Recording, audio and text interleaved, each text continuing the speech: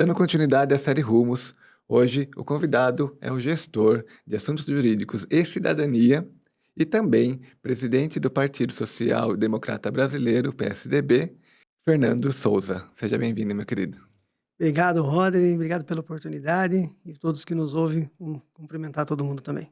Deixa eu começar pela pasta hoje que você assumiu na prefeitura, né, que é de Assuntos Jurídicos e Cidadania, né? Da onde que veio essa cidadania a mais, né? Vamos lá. Tradicionalmente, né, a antiga Secretaria de Negócios Jurídicos, sempre cuidou, né? Falar um pouco desse assunto, que é bastante complexo, né? O que faz a Secretaria de Negócios Jurídicos? Nós somos bem estruturados e divididos em setores. Então, todas as cobranças de tributos do município é feito pela Procuradoria, no setor fiscal. Todas as outras demandas, acidente de trânsito, qualquer discussão na justiça que se tenha do cidadão com a prefeitura, tem o setor judicial, Procuradoria Judicial, dentro dessa estrutura. E depois nós temos dois órgãos que são consultivos, que são lá orientativos e consultivos do próprio poder público. Ou seja, a consultoria jurídica e as licitações e contratos. Então, todos os projetos de governo, tudo aquilo que se pauta como política pública do município, seja da saúde, seja da educação, seja de esporte, tudo isso é feito através de um processo administrativo e passa pelo crivo do consultivo jurídico, ou seja, os procuradores emitem seus pareceres, orientando a pasta sobre a legalidade, sobre a legislação aplicável, o formato, todos os pré-requisitos que são exigidos para atender os princípios de uma administração pública. E a Procuradoria de Licitações e Contratos também é consultiva, é onde toda a contratação, tudo que se compra no município, que se contrata, parcerias, todas passam também por lá para que se tenha aí um padrão, né, de contratação, um padrão de licitação, tudo. A licitação é cuidada por outra secretaria, que é a administração, mas recebe um parecer do procurador especializado nessa área, que cuida, inclusive, depois da defesa desses atos junto ao Tribunal de Contas, quando tem algum apontamento, quando tem algum processo destacado de alguma contratação. São esses procuradores que vão lá e depois defendem o município no junto ao Tribunal de Contas. Então, essa é, em tese, a então Secretaria de Negócios Jurídicos. Em 2017, quando nós assumimos a prefeitura, nós fizemos uma reforma administrativa, passamos a chamar as secretarias de unidade de gestão, tem muito mais a ver com aquilo que a gente faz atualmente, né, que é a gestão realmente dos assuntos, e englobamos a pauta de cidadania, né? Junto com a pauta da cidadania, nós assumimos o PROCON. O PROCON hoje fica dentro da minha unidade. Faz parte de vocês, exatamente. então. Essa é uma das maiores portas de cidadania que a gente tem hoje já pré-estabelecida, junto com a reforma, e o convênio com uma universidade de Jundiaí, com a Anchieta, onde eles prestam atendimento da assessoria jurídica às pessoas carentes, ou seja, acesso à justiça para as pessoas que não podem contratar o advogado. De maneira gratuita, então. De maneira gratuita. A universidade tem, por obrigação, pelo MEC, ter ali um centro de estágio, né, um núcleo de prática jurídica, onde os alunos vão lá, estudam, acompanham os casos, e a prefeitura fez um convênio para que possa também encaminhar as pessoas que precisam de acesso à justiça e não têm condições. É uma lei municipal de 1996, se não me engano, 96 ou 97, exige que a pessoa não tenha nenhum bem, mesmo financiado, não pode ter bens, não pode ter casa, não pode ter carro, empresa. Realmente as pessoas que precisam de acesso à justiça e não têm condições de contratar um advogado. Mas isso, por exemplo, assim, a gente tem aquela justiça gratuita que fica ali, acho que na Marechal, né? Isso. Mas não tem nada a ver com aquilo. Não, aquele é um órgão do Estado, uma defensoria, né? Defensoria do Estado, que também nomeia, por coincidência, eu fiz estágio lá, então eu conheço bastante o modelo. Lá, as pessoas recebem a indicação de um advogado particular, né? E o Estado remunera o advogado, a indicação. Mas aquilo é muito limitado. O Estado tem uma limitação, não atenderia toda a necessidade da nossa cidade de Jundiaí, pelo tamanho, pela demanda que tem. Então, os núcleos de prática jurídica, né? O núcleo de prática jurídica vem e cobre isso, cobre essa demanda. E ainda tem assuntos que não podem ser atendidos lá, dada essa restrição, né, essas restrições que estão na lei, e outros que não são atendidos pelo Estado. Hoje estuda-se, inclusive, um convênio do município com a OAB, para que a gente possa, num terceiro formato, para buscar atendimentos que hoje não são cobertos nem pela Defensoria do Estado e nem pelo núcleo. E isso é importante porque o acesso à justiça é o maior signo de cidadania. Se a pessoa tem um direito, está ali sendo agredido o seu direito, e ela não tem sequer o acesso à justiça, aí não dá para falar em cidadania. A parte da jurídica, a gente sabe que, pelo que eu percebi, a prefeitura toda tem que passar realmente pela sua É pasta isso. lá, né? Tanto para a parte consultiva ou até para alguma coisa de ação, né? Agora, essa parte da cidadania, que eu acho que é a parte mais interessante aqui do É. nosso papo para a gente trazer aqui, é a gente poder realmente entender. Então, assim, se tem um município, por exemplo, que precisa, né, de alguma coisa, como que ele faz? Qual que é o processo para ele poder ter acesso a isso? Então, aí depende do tema. Vou dizer, se for realmente essa parte de acesso à justiça, é só ir direto ali no Núcleo de Prática Jurídica do Anchieta, na rua Marcílio Dias, 399, Aí ele vai né? direto para lá, ele Vai nem direto passa pela lá, prefeitura, não, só tem passa um por uma convênio. triagem lá, né? Nós temos funcionários lá, colaboradores, servidores do município lá, que faz uma triagem, vê se a pessoa se adapta à lei e já passa para o atendimento com os estagiários, o advogado, o supervisor, tudo lá, né? E aqui na Rua Barão, em frente à Câmara, o PROCON. Sim. Então, assim, estou com alguma dúvida na ordem consumerista, né? Tenho dúvida no direito do consumidor, estou sendo lesado, entendeu? Aí, e aqui não tem restrição, isso é para qualquer pessoa, diferente do núcleo de prática jurídica, que exige que sejam pessoas carentes, que não tenham bens. O PROCON não, o PROCON qualquer consumidor. Até mesmo pequenas empresas, em alguns momentos, elas são consumidoras. Então, todo mundo tem o direito a ser atendido pelo PROCON e ter ali o amparo, né, o amparo e o reparo nessa relação consumista aí e consumerista, né, que está sendo agredida, que está sendo ofendida. Então, é Eu sou uma importante. das pessoas que já usei Procon diversas vezes, o Semar que sabe.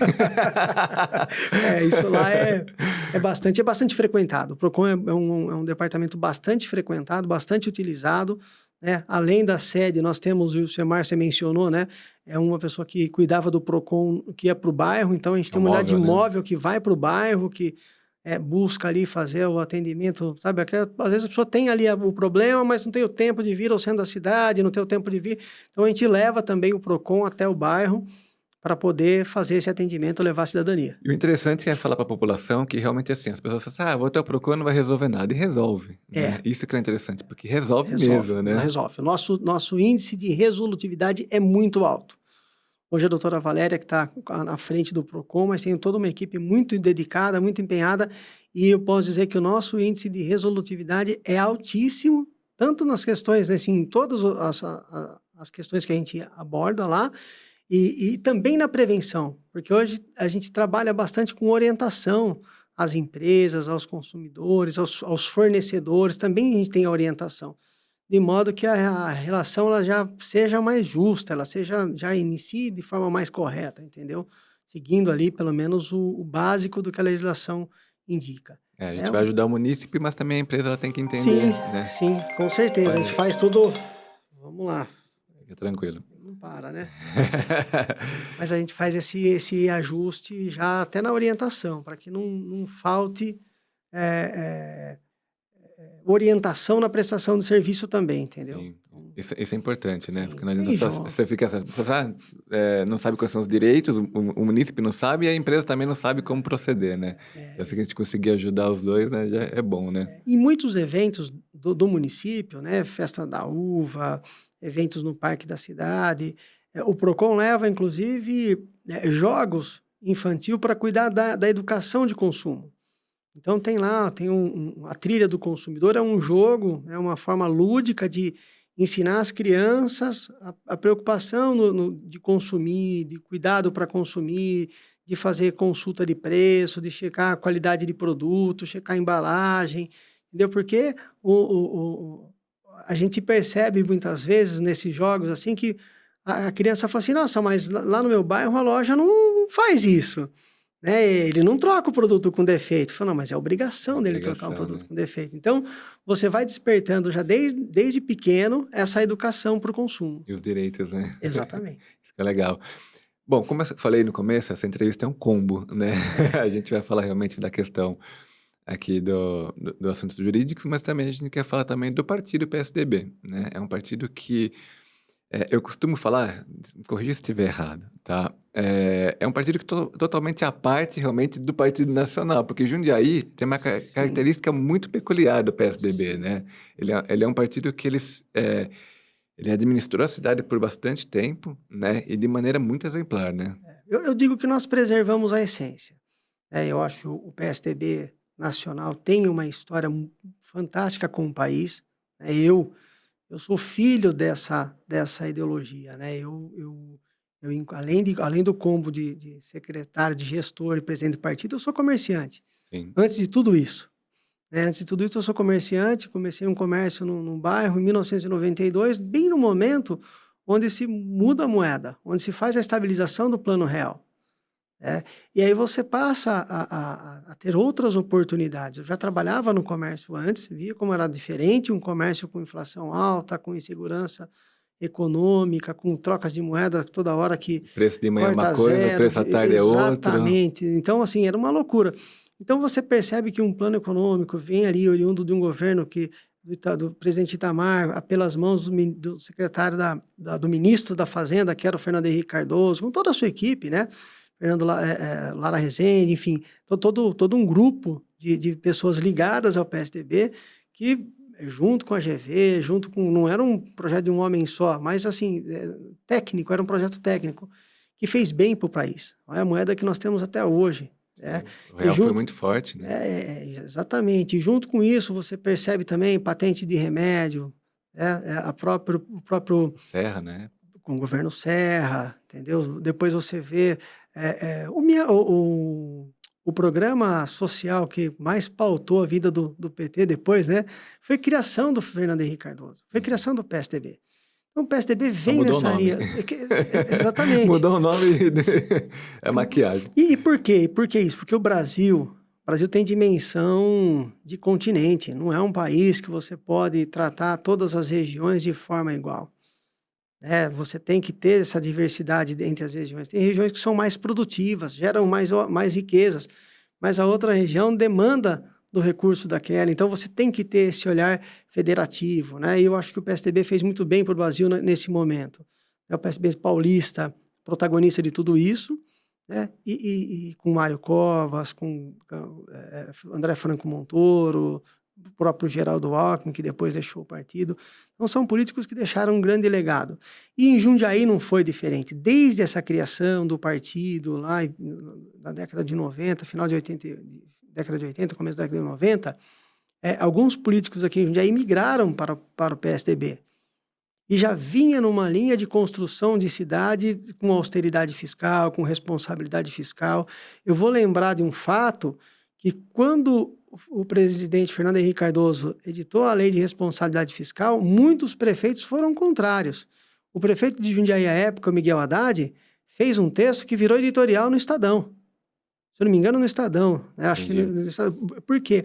Um prefeito já na linha daquilo que o PSDB buscava, que é austeridade, responsabilidade fiscal, transparência, e viemos nessa linha em Jundiaí, desde André Benassi, né, que foi o primeiro prefeito do PSDB na cidade, depois Miguel Haddad, que teve 3 mandatos, Ari Fossem, os 2 mandatos do Luiz Fernando Machado, ele foi eleito as 2 vezes pelo PSDB, né? Toda a bancada, todos os vereadores que passaram pela Câmara, pelo PSDB, sempre na mesma linha, sempre na mesma toada, pessoas que a gente ainda detém e mantém o maior respeito, né? Vereadora Ana Tonelli, vereador Horaci Gotardo, saudoso professor Chico Poço, tantos outros, né? O próprio Miguel Haddad foi vereador, né? Então, assim, tantos outros vereadores do PSDB, o Julião, o Tico, tantos outros, Fauás, que ainda hoje é vereador. Enfim, eu acho que eu vou falando o nome, eu deixo alguns de fora, eu vou ser injusto, mas tantos políticos que passaram, fizeram sua carreira política e andam de cabeça erguida pela cidade. Então, o PSDB tem um legado muito grande na cidade. Ele desassocia realmente de algumas confusões que aconteceram no país, na esfera nacional, no PSDB nacional. Porque não tem como você fazer isso, né? Por exemplo, você vê que aqui funciona, né? Isso, Em outras esferas, talvez você tenha alguns outros problemas, mas se sim. aqui está funcionando, entendeu? Então significa que estão fazendo a coisa certa, né? Funciona e funciona bem.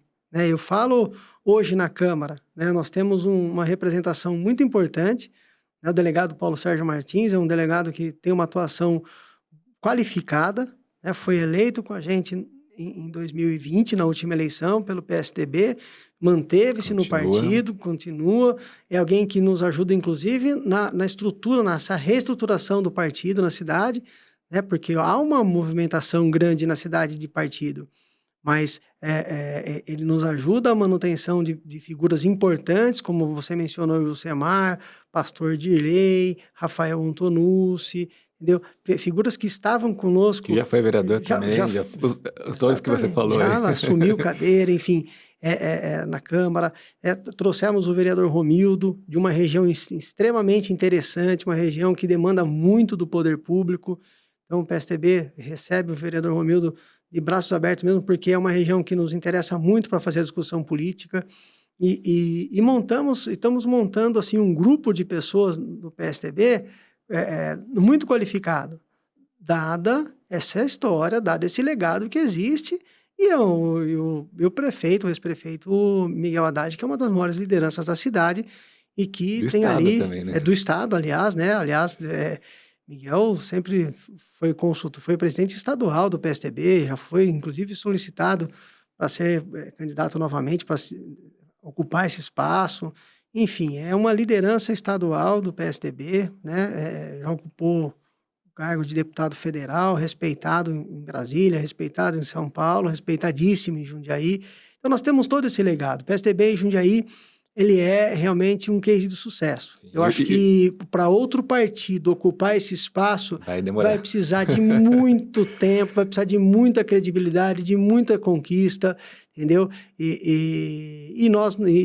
O PSDB continua, então a gente continua entregando. Nossa missão é continuar entregando coisas boas para Jundiaí. E o interessante é que você pegar, por exemplo, assim, se a gente pegar lá atrás, André Benassi, por exemplo, que se preocupou, por exemplo, com a despoluição do Rio Jundiaí, entendeu? E hoje é um rio que ele está limpo. Aí você pega o Miguel Haddad, por exemplo, que se preocupou com a água muito fortemente, entendeu? Então hoje tem garantia de água aí por muitos e muitos anos, entendeu? O próprio Ari Fossen, que as pessoas falam assim, mas o Ari, será que ele fez muita coisa? Fez muita coisa que estava embaixo da terra, né? Que não dava para ver muito de fora, mas toda a estrutura, a 9 de julho, por exemplo, que ele canalizou ali, entendeu? Aí vem Miguel Haddad de novo, agora o Luiz Fernando, que trouxe uma série de coisas quando ele estava no PSDB, que estava até há pouco tempo. Então, assim, ele traz o mundo das crianças, ele traz um monte de projetos. Então, assim, dentro do PSDB, na verdade, há essa liberdade e essa visão, né? De pensar na cidade não de imediato, né? Mas pensar sempre a longo prazo, sim, né? Sim, e nós já começamos, Jota, do PSDB, todo o grupo PSDB participa do governo Luiz Fernando desde o início. E o Luiz Fernando foi um prefeito inovador, é um prefeito inovador. Essa discussão sobre Cidade das Crianças, a inscrição de Jundiaí como Cidade das Crianças, trazer essa pauta como uma forma de mudança social para o futuro, não é para agora, é para realmente daqui 16 anos, 20 anos, quando eu me lembro quando o Luiz tomou posse, ele falava assim, eu queria saber a criança que está nascendo hoje, junto com o meu mandato, daqui a 16 anos, nós interferimos na vida dela de forma positiva, o quanto nós ajudamos, o quanto nós vamos interferir nos próximos cuidados de pré-natal das mulheres que estão grávidas hoje, né? E eu me lembro que o lema naquele momento era fazer funcionar o que já existe. A cidade padecia de alguns serviços estavam realmente oferecendo dificuldades, seja financeira como administrativa, especialmente a área de saúde. O Hospital São Vicente tinha muitas dificuldades e foi montado um comitê de gestão de crise do Hospital São Vicente. Eu participei desse comitê, então eu sei o que eu vi ali naquele momento e nós conseguimos fazer essa recuperação. Hoje o hospital é um hospital referência, um hospital de orgulho para todos nós da cidade, entendeu? Então, toda essa construção que o PSDB deixou para a cidade, traz para a cidade, faz pela cidade, faz com que ela seja hoje a segunda melhor cidade. Eu acho a primeira, né? Mas volto a dizer, eu não encontro uma cidade melhor para viver no Brasil do que Jundiaí, entendeu? E a gente fala isso com grande orgulho. Claro que tem problemas. Eu saio da prefeitura, eu venho para cá, eu encontro vários desses problemas. Sim. No semáforo, na rua. Isso a gente não está com o olho fechado. Mas quando você olha para as questões básicas de dignidade de uma pessoa, que é um tratamento, a pessoa que está no tratamento de câncer, ela não pode esperar. O mato pode esperar. O tratamento de câncer não pode. Eu tive... o Novo Dia, ele está fazendo uma série de entrevistas também com os pré-candidatos, né? E eu tive o prazer de entrevistar o José Antônio Parimoski, né? Que vai ser o pré-candidato a prefeito, junto com o Luiz. E a gente estava conversando justamente sobre São Vicente, que na época muita gente criticava da questão, o mato tá alto, mas e aí? O que é mais importante? O mato ou a saúde? Né? Uma vida ou o mato? Entendeu? E uma coisa que aconteceu, que eu comentei com ele nessa entrevista, foi o quê? Se vocês não tivessem feito, né, nos 2 primeiros anos de mandato, essa força-tarefa com o São Vicente, na época da Covid, o negócio teria sido muito, muito feio aqui na cidade, né? Nós nem imaginávamos o que estava por vir, né? Exatamente. Mas era preciso ser feito, né? O hospital realmente é um lugar que salva vidas. E aliás, sempre, né, em todos os momentos, fazer gestão é fazer escolhas, né? Não dá para fazer tudo, né? Então, assim, a gente fica bastante ressentido quando chega no período eleitoral e as pessoas começam a apontar o dedo para aquilo que não foi feito, apontar o dedo para aquilo que poderia estar melhor, entendeu? Sem valorizar o que foi feito. Vamos fazer a discussão de forma correta. Vamos fazer a discussão, como eu te disse, né? As pessoas que estavam na fila para um tratamento oncológico, as pessoas que estavam na fila para um tratamento cardíaco, não podiam esperar. E o buraco da rua podia. O prefeito foi muito claro numa reunião onde ele foi cobrado, falou, prefeito, as ruas estão cheias de buraco. Ele falou, eu sei, eu venho de carro para o trabalho. Ele falou, onde eu passo também tem buraco. Entendeu? Agora, eu tenho que fazer escolha nesse momento. E não tinha recurso para tudo. Então, nós saneamos as contas, fomos buscar novos recursos, buscar dinheiro de fundo perdido, né? Que a gente conseguiu para fazer obra. Então, hoje você tem todas essas questões de saúde, educação, lazer, esporte, na cidade toda bem saneado, né? O serviço público bem resolvido, e muitas obras na cidade. Então, você percebe que todas as cidades sofrem com a questão do trânsito, né? Se faz carro e não se faz rua, né? Aumenta carro cada vez mais e não se fabrica rua, né? Fabrica carro. E é um hábito das pessoas usar cada vez mais o serviço, menos o serviço público de transporte e mais o carro. Sim. Eu vejo na minha casa. Minha mãe tem um carro, eu tenho um carro, minha irmã tem um carro, cada um vai para o mesmo lugar e às vezes vai com os 3 carros, entendeu? Então, falta rua para tudo isso, depois falta lugar para estacionar, né? Então, esses são os novos desafios da mobilidade. E aí, Jundiaí, por isso que eu falo, né? O PSDB sempre teve essa visão de longo prazo. Nós discutimos a Jundiaí de 2050. Nós já entendemos que isso seria um problema, que isso vai ser um problema ainda maior, e quais as soluções que o mundo vem discutindo, né? Você mencionou o Zé Antônio Parimoski, ele esteve na Colômbia, olhando o sistema de transporte público lá que tem se tornado referência para o mundo, né? Depois foi para uma feira também na Dinamarca, em Copenhague, entender os desafios da mobilidade também. Tudo isso para nós hoje é desafio, claro que é, mas é um luxo discutir isso. Sim. É um luxo discutir mobilidade, é um luxo você discutir a redução de veículo na porta das escolas. Então, você pega hoje ali na Vila Hortolândia, no colégio, que é um colégio, uma escola padrão, uma escola, acho que é uma das escolas mais bonitas de Jundiaí, seja pública ou privada, que é o Candelário de Freitas. Uhum. É o professor Joaquim Candelário de Freitas, é uma escola num bairro que eu nasci, que eu conheço bem, que é a Vila Hortolândia. Você tem lá redução de faixa de pedestre, aumento de espaço para a redução de faixa do veículo, aumento de espaço para o pedestre, para as crianças chegarem na escola com segurança, com conforto. É claro que isso, quando você faz, é uma mudança que cria impacto. E de mentalidade também. Você tem que ter, né? Os vizinhos ficaram bravos. Você pega ali, por exemplo, na Fábrica das Infâncias de Japia ali, Sim. que todo mundo reclamou, mas assim, cada um tá pensando no seu, né? E não pensa nas crianças, não pensa naquilo, né? Na verdade, eu acho que é uma questão de hábito. A vizinhança, seja ali da Vila Arens, seja ali da Vila Hortolândia, estava adaptada àquele modelo. Então, você traz um modelo melhor, mas até a pessoa entender que é melhor, leva um tempo. Ela precisa de uma maturidade. Hoje, eu acho que os problemas estão saneados, tanto lá na Vila Hortolândia quanto na Vila Arens. Já resolveu. E o novo formato vai se calcificando, vai se concretizando, vai entrando na cabeça das pessoas. E isso, daqui a pouco, será levado para a porta de outras escolas. Mas aquilo que Escolas você privadas. falou, as pessoas, por exemplo, elas esquecem das coisas que já foram feitas, Sim. né? Então a gente está falando aqui de transporte e tudo mais. Será que a pessoa lembra que na época ela tinha que pegar um ônibus no bairro, parar, pagar outro ônibus para ir para outro lugar, pagar outro ônibus para outro lugar? Aí vem o Miguel, por exemplo, e traz o Situ, por Sim, exemplo, exatamente, entendeu? esse sistema. Então o sistema, por exemplo, que é o Sistema Integrado de Transporte Urbano, ele trouxe ali uma facilidade tão grande que hoje as pessoas até esquecem que houve um outro modelo, né? Sim, de pontos de ônibus e pontos de ônibus sem terminais, né? Era outro modelo, outro formato. E a própria qualidade dos ônibus, enfim. Nós discutimos hoje assuntos que outros municípios ainda não conseguem discutir. Então, isso é realmente de uma cidade desenvolvida. Isso é muito gratificante para nós. Sim, isso é legal. Bom, o programa chama Rumos. Eu queria saber um pouquinho de você, assim, quais rumos você acha que Jundiaí ainda tem para galgar e para ir atrás, para a gente conseguir ter uma cidade cada vez melhor? A gente sabe que, assim, Jundiaí é boa, entendeu? Mas, como toda cidade, todas elas têm problemas também, independente de qualquer coisa. Você acha que tem alguns rumos aí que a gente pode ainda trabalhar e que pode melhorar ainda mais a qualidade de vida para o cidadão? Eu não tenho dúvida disso. Acho que a própria questão do investimento na primeira infância, né?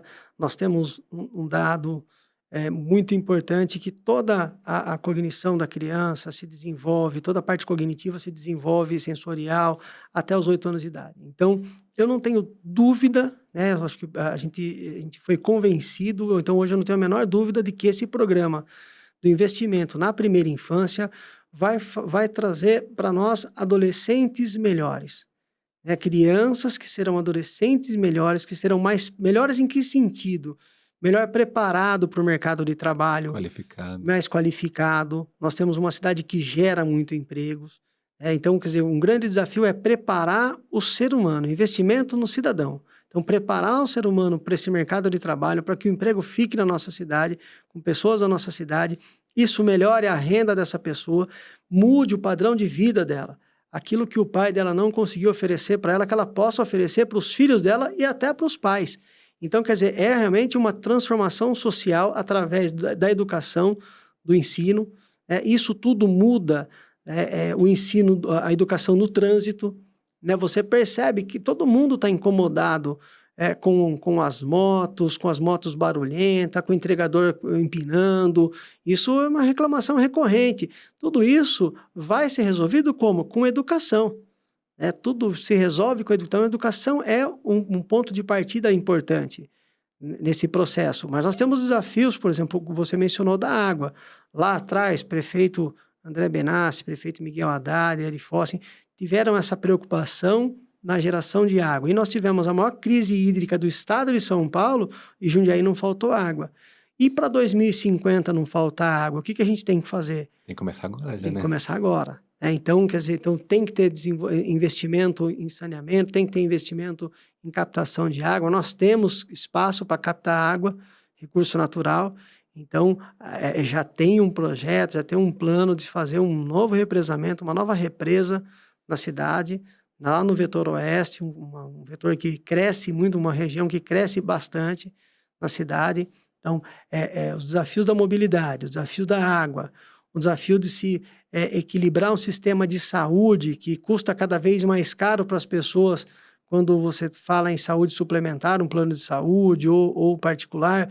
Então, quer dizer, cada vez mais as pessoas vão depender do sistema único de saúde, ele precisa funcionar. Então, nós precisamos ter essa atenção para esse formato, para esse modelo. E aí você traz um sistema de qualidade, que você pega, por exemplo, São Vicente, hoje ele já é referência, né? Está se expandindo para bairros aí em termos de administração. Sim. O próprio HU agora vai passar por uma reforma também, que vai ser bastante interessante até para ter uma qualidade de vida para as mães ali, né? Então, assim, tem bastante coisa ainda. E o uso de tecnologia na saúde, né? Então, hoje o hospital... Inteligência artificial até, né? O hospital está implantando o sistema de inteligência artificial, vai levar isso para os bairros. Então, tem muito desafio para a cidade.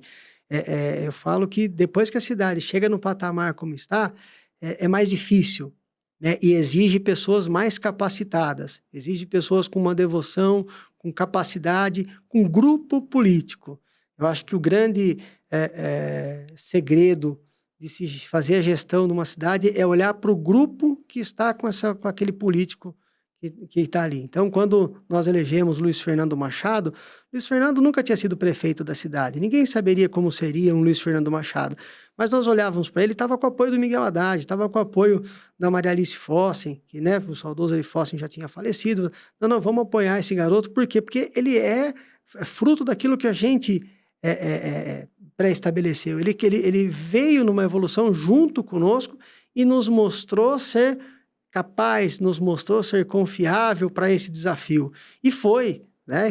Fez um mandato maravilhoso. Volto a dizer, começamos com muitas dificuldades, fomos questionados naquela ocasião pelo buraco na rua, pelo mato.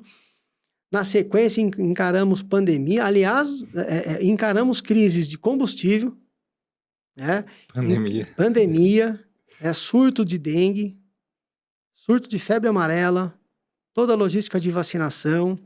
E Jundiaí foi se especializando até nisso, né? Veja agora no apoio ao Rio Grande do Sul, né? Nós lançamos aí... a quantidade de gente apoiando, ajudando, né? Hoje o nosso Fundo Social é um espaço movimentadíssimo na cidade, todo dia caminhões chegando, caminhões saindo, carretas, parceria com a Azul.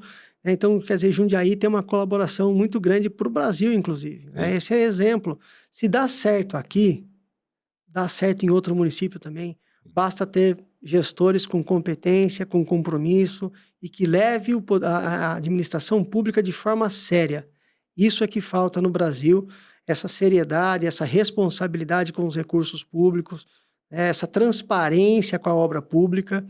Que cidade que encontra isso? Você tem hoje os questionamentos, eu vejo os questionamentos rasos, aquela discussãozinha, eu falo assim, mas espera aí, olha a obra que está acontecendo.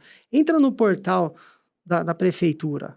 Hoje, se você olhar no portal da prefeitura, está lá o custo da obra, a transparência completa, a fase que a obra está, qual a empresa que foi licitada para fazer a construção da obra, tem câmera na obra, você olha a obra acontecendo, não tem conversa, não tem como falar, tá acontecendo, não, olha lá, tem a câmera acontecendo, tem todos os gastos que estão lá, o nosso observatório é um dos mais completos do Brasil, e já foi elogiado, já foi premiado por isso, por quê?